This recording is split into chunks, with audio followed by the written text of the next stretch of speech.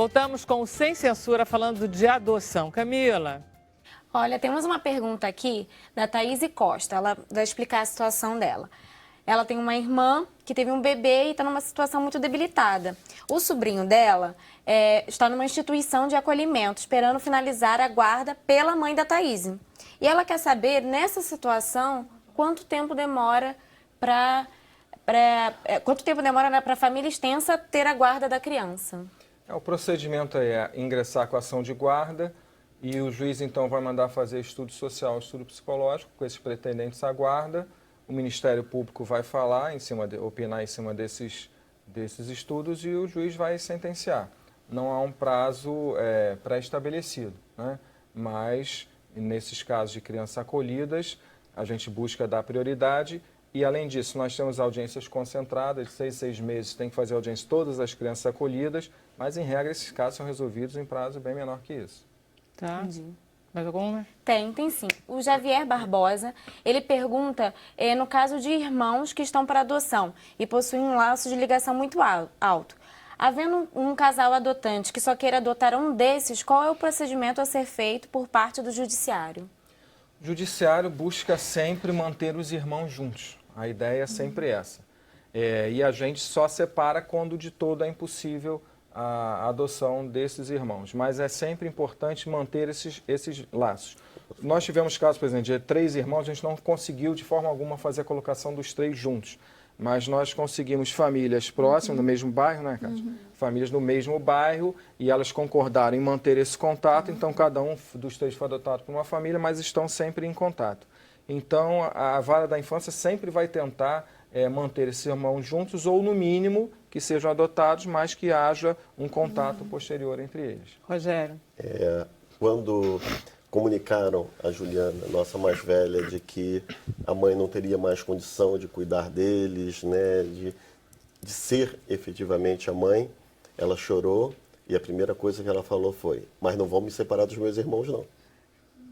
Então, a manutenção desses laços é fundamental, seja na mesma família ou seja na convivência entre casais que mantém essas crianças unidas, o laço afetivo realmente bem solidificado. É muito complicado, porque eu já vi casos em que vocês têm que perguntar aos irmãos: você se incomoda que a sua irmãzinha seja adotada e você fique? Gente, isso é o quadro, o horror dos horrores, jogar nos braços de uma criança uma decisão como essa, e isso acontece. Eu tive um caso bem dramático, eu visitei uma instituição de acolhimento, e aí havia 5 irmãos ali, entre outras crianças, e a irmã mais velha queria falar comigo, queria falar com o juiz, mas veio então falar comigo, ela não conseguiu falar nada de início, ela ficou em silêncio, chorava, depois de um tempo ela disse: não, é que as tias falaram que é difícil conseguir adotar os 5 juntos, e que assim, quando consegue, com 2 é mais fácil, então tio, faz o seguinte: o senhor coloca o meu irmão fulano com fulano, Beltrano com Beltrano e eu vou sozinha. Então, assim, ela, como mais velha, se colocando no sacrifício, né, de ir sozinha e para os irmãos cada um terem pelo menos uma companhia. Então, a gente lida com situações muito dramáticas, né, na vara da infância todos os dias, mas a gente trabalha para conseguir bons resultados e muitas vezes conseguimos. A adoção do grupo de irmãos aqui é uma delas, do bebê com microcefalia, de irmãos que a gente consegue colocar próximos, etc. A gente trabalha sempre com essa esperança. Me diz uma coisa, Rogério, a mãe das crianças está viva? Você conheceu? A gente não conhecemos, né? Não temos notícia também, né? Houve a destituição do poder familiar, né? E a partir desse momento... É melhor para uma criança, isso eu queria perguntar para vocês, é melhor para uma criança que é adotada, como por exemplo Juliana, que já tem 11 anos, é melhor para ela, esse vínculo está realmente cortado dela com a mãe biológica e ela seguir em frente, tudo bem, não é complicado não, Silvana ou Cátia? A criança, né, quando aos 18 anos ou antes, se por necessidades outras, ela tem direito de conhecer a sua realidade biológica, né? Então, esse direito ninguém vai tirar dela. Então, se a minha filha um dia quiser conhecer, ela vai ter todo o direito, o processo dela está guardadinho Assim como, se quiser conhecer do Rogério, o Rogério também vai providenciar, porque são processos que não são incinerados, são processos que são guardados. Tá. Né? Então, esse direito à sua realidade biológica você tem. Agora, eu Você vejo... precisa ter acesso ao processo, né? Porque, Isso. se não me engano, a certidão de nascimento, como fica estabelecida a certidão, juiz? Fica com a nova filiação. Exatamente. Dos adotantes no lugar dos pais biológicos. Ou seja, fica fulano de tal, pais de Rogério e, Filhos sei de quê, e Rogério avós mesmo, de... a gente tem Sim. isso. Né? E o resto some. Então, ela vai ter que, se a Juliana ou um dos outros 4, vai ter que procurar o processo para descobrir quem é a mãe e procurar onde está a mãe. Agora, a criança que já sabe que é adotada, desde o início que ela chega na sua família, e que essa realidade não é escondida dela de jeito nenhum, ela convive muito melhor com a adoção. Existe gente ainda que esconde? Ainda, Claro. lamentavelmente Muita gente. ainda. Muito não, porque existe todo um trabalho, tanto no processo de habilitação, não é só entrega de documentos ou as entrevistas. São ou grupos de habilitação ou participação nos grupos de apoio, onde isso tudo é trabalhado para sensibilizar para as adoções tardias, de grupos de irmãos e também para orientá-los sobre a importância da revelação, né, de que o seu filho tenha o conhecimento da sua história, direito dele, né, e esse respeito é o amor em ação. Né? Esse amor que você está exercitando diariamente em todos os cuidados, ele também precisa ser mostrado nesse momento. Como é que vocês dois, que são pais adotivos, agiram em relação à adoção do próprio filho? No nosso caso, a regra, desde que eu e meu marido estabelecemos, desde o primeiro contato, foi verdade absoluta. Sim, mas como é que Sempre. isso se passa? Eles Então, perguntam, as crianças perguntam, vocês que levam o assunto? Hoje, a orientação que nós tivemos, de todo o apoio psicológico que tivemos, foi no sentido de que, a partir do momento que eles fossem questionando, a questão fosse tratada com total sinceridade. E assim que nós estamos fazendo. Maria Vitória, hoje com 5 para 6 anos, ela já perguntou, mas eu tenho 2 pais, eu não tenho mãe? E nós explicamos para ela, não, você nasceu, teve uma mãe, mas ela não pôde cuidar de vocês, então vocês vieram para terem 2 pais. Tá bom, e é o que precisa nesse momento. Né? Quanto à mais velha, ela não manifesta ainda qualquer interesse na questão do passado. Ela fez um trabalho há pouco tempo, da linha do tempo da vida dela, e ela pulou de 2003 para 2014, por opção dela. Né? Então, mas ela sabe que aquele período existiu. E ela sabe ali, que nós sabemos também do que ela passou. Mas essa é a situação dela no momento. Pode ser que mais tarde ela queira, nós daremos todo o apoio para que ela tenha o acesso que pudesse ser dentro da total segurança. Como é que você falava? A minha filha, ela sabe que foi adotada, que foi muito querida, que foi escolhida, que nos escolheu desde o momento que ela chegou, com 4 dias. A gente não parou para dizer nada para ela. A gente sempre conversava com ela, mesmo sabendo que ela não estava entendendo nada, mas você é o amor que a mamãe escolheu, você escolheu o papai, escolheu a mamãe e escolheu sua irmã. Compramos vários livrinhos para ela, né? E ela tem esses livrinhos, mesmo com 16 anos, já tem os livrinhos guardados, e ela diz, ela não sabe quando ela soube, porque para ela sempre soube. Sempre soube, fica mais fácil. E ela sempre se sentiu muito especial, muito. Claro, porque tem essa conversa, você é do coração, você não sei o quê. Escolhida. Você é escolhida, entendeu? Rola um privilégio Com aí. certeza. Né? Mas é isso, você estava falando da importância das visitas às casas de acolhimento de criança. Exatamente. Antigamente chamavam de abrigos, né? Eu acho que o nome mais fácil ainda é abrigo. É importante que as pessoas que estejam se habilitando, que elas conheçam as crianças reais, as crianças que estão precisando de uma família. Mas isso o Rogério não fez. Aí. Mas cada caso é um caso. Por isso que eu estou dizendo, cada caso é um caso mesmo. Ainda mais que o nosso perfil já era um perfil mais amplo.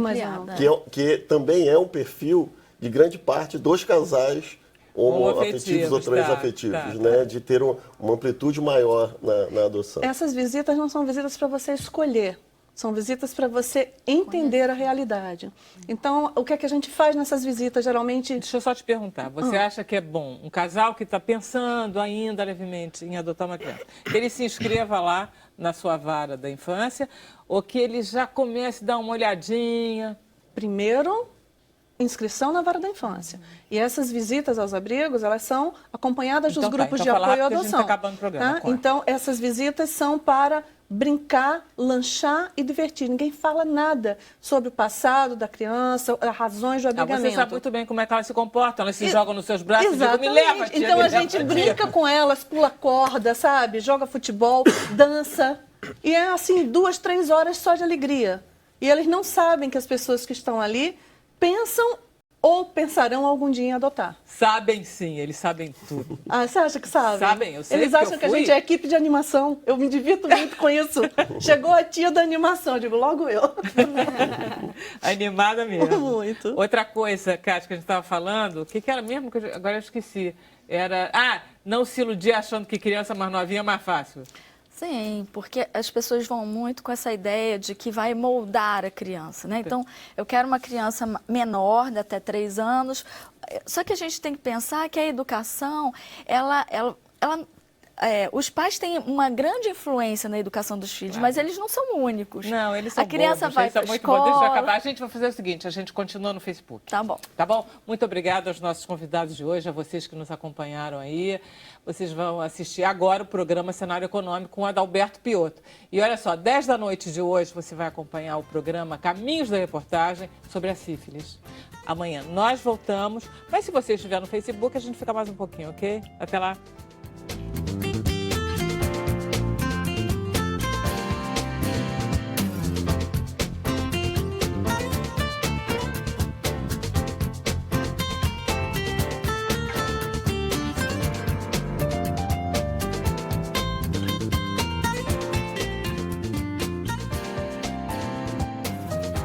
Agora só para o Facebook, como a gente estava conversando com a Cátia, vamos lá acabar aquele assunto, dar uma arredondada. As pessoas acham que... Quando eles pensam nessa questão de moldar a criança... Isso, né, que é uma ilusão, né? É uma ilusão. Porque é claro que os pais exercem uma influência sobre a educação e sobre a formação da personalidade daquela criança, né? Mas a gente sabe também que a criança recebe outras influências. Então, essa necessidade de moldar é muitas vezes para garantir problemas mais adiante, que a gente sabe que não tem como garantir. Não tem garantia. Né? Então, é um pensamento que gera uma ilusão de controle, que na verdade você não tem, porque os pais não têm controle, não têm total controle sobre a vida dos outros, nem sobre a nossa própria. Vidas, né? Não tem como controlar nada. Camilinha. A TT Andrade, pelo Facebook, ela gostaria de saber se para apadrinhar precisa ir na vara de família. Até que enfim alguém falou uma coisa, porque eu Infância. achei tão importante esse projeto. Na vara da infância, tem que ser na vara da infância, sim. Tem que ir à vara da infância manifestar a vontade de apadrinhamento. Também não adianta ir direto à instituição de acolhimento, porque o apadrinhamento é só para criança a partir de 8 anos de idade, inclusive, sem possibilidade de reintegração familiar e sem possibilidade de adoção, sem ninguém querendo adotar naquele momento.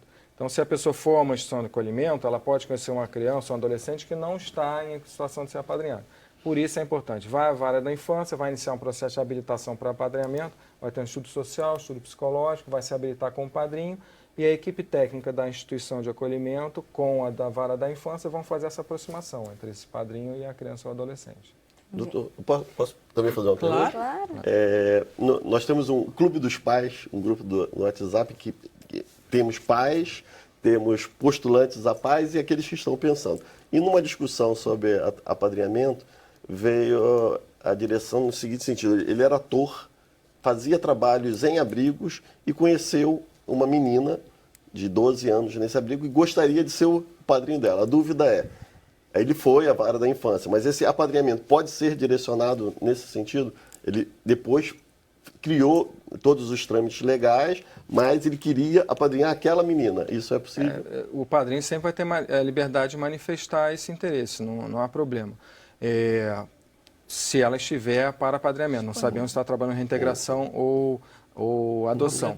A preocupação de ir primeiro à vara é exatamente para a pessoa não se apaixonar por uma criança ou adolescente, não estar nessa condição. Por isso é mais seguro, bem melhor que ela primeiro vá até a vara da infância. Mas se eventualmente frequenta a instituição por alguma razão, essa criança ou adolescente está nessa situação e já formou esse tipo de vínculo afetivo, isso pode ser dito lá no processo e há possibilidade, sim, de apadrinhar essa criança ou adolescente específico. Qual foi a coisa que mais surpreendeu vocês, os pais adotivos, em relação à paternidade ou à maternidade? Porque o que foi que surpreendeu você?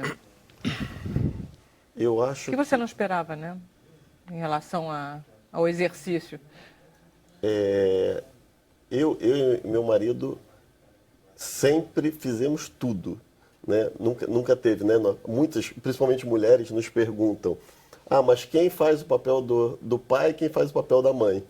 E não existe isso lá em casa. Então foi, talvez uma grande surpresa, a nossa total disponibilidade para conseguir trocar as fraldas e cuidar de uma bebê de 3 meses e, ao mesmo tempo, dar o apoio, o suporte, principalmente Mas na questão vocês tinham educacional. ajuda, porque 4 11 crianças é muita gente. Fomos só nós. Só nós dois.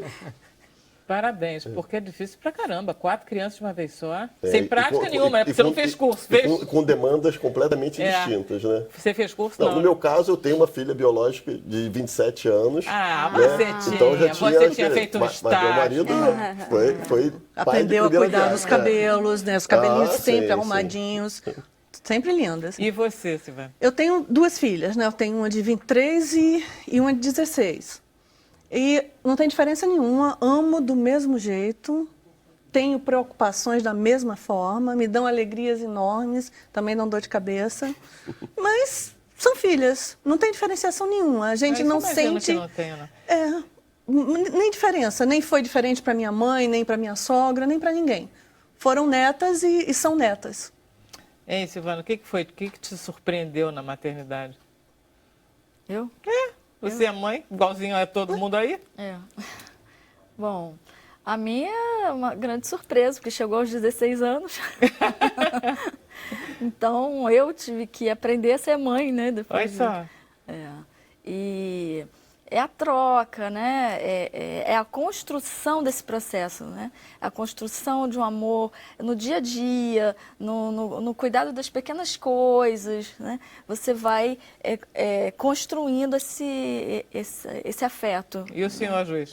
O senhor tem filhos também? Tenho 2, uma de 5 e uma de 11. O que me surpreendeu? Uma de 2, aliás. Completou 2 agora há pouco tempo. Está entrando na Não, adolescência. nada me surpreendeu, porque eu já sabia que seria tudo inesperado. A gente está absolutamente preparado para tudo que a gente não sabe que irá acontecer. Mas isso, as demandas de uma criança, agora de uma adolescente, e eu vejo que quem adota com amor, e o amor não vai importar. A preocupação sempre vai ser a mesma, as demandas vão ser as mesmas. Lembro de uma colega que ela também foi juíza de infância, ela conversando, uma amiga que tinha adotado, estava agora com uma adolescente, e aí chamou-a para conversar, tinha uma conversa séria, ela falou, olha, estão acontecendo coisas terríveis, porque ela não está querendo estudar, e ela está matando aula, e arrumou um namorado escondido, e etc, porque é minha filha adotiva. E ela falou assim, mas o que há de excepcional nisso tudo que está falando? Ela estava querendo ligar essas questões todas de adolescente ao fato de ser filho adotivo. Não tem a menor lógica. Sinto muito, né, bebê? Não é, não? Não, nenhuma relação. Bem-vindo ao clube, né? Não, é aquela piada que eu adoro, daquele que tem grudado nos carros, conheça a vida selvagem. Tenha filhos. Tenha filhos. Exato. Tenha filhas. Tenha filha. Tenha filhas. Filhos também, Silvana. É porque você tá, os meninos é igualzinho. Faltou Silvana falar ainda de um projeto que eu tenho o prazer Silvana, de então participar, que é o nosso grupo pós-natal de adoção, que muitas vezes as pessoas acham adotou, acabou. Não. O quanto é importante a gente continuar na troca de experiência. Isso é muito Então, A gente tem esse grupo já há mais de 3 anos, ele foi um dos fundadores, né? E a gente trabalha o pós-adotivo, seja de uma criança recém-nascida, seja de uma criança de 11 anos. E a gente fez esse projeto pensando em acompanhar as famílias por 1 ano. Exatamente igual se acompanha uma família biológica, que a gente vai todo mês medir a cabecinha da criança, ver se tomou vacina, né? Então a gente fez isso para 1 ano e a gente já está com 36 meses e as pessoas não vão embora e a gente acha ótimo. E são todos sobrinhos, nós somos tios de todo mundo. Com esse grupo, não é só para os pais, né? Tem uma equipe Silvana na parte jurídica, a equipe do Singularizando na parte psicológica, com os pais, e uma outra equipe, também com psicólogos e estagiários, Mas o que é? com as É crianças. presencial? Com as crianças. Presencial, uma as vez por crianças mês. interagem também. As crianças se sentem família, elas cobram dos pais, Rogério pode confirmar, pai, hoje é dia de grupo, porque eles sabem que eles vão lá para o Bennett, a gente se reúne, e aí fica a Maíra, que é uma psicóloga, com mais 6 estagiários do IBMR, cuidando das crianças, conversando, fazendo trabalhos. A gente tem um arteterapeuta também, que vai, a Tereza, enquanto que na outra sala, a gente fica com os adultos, mais 2 psicólogas, né? E as crianças entram e saem o tempo todo.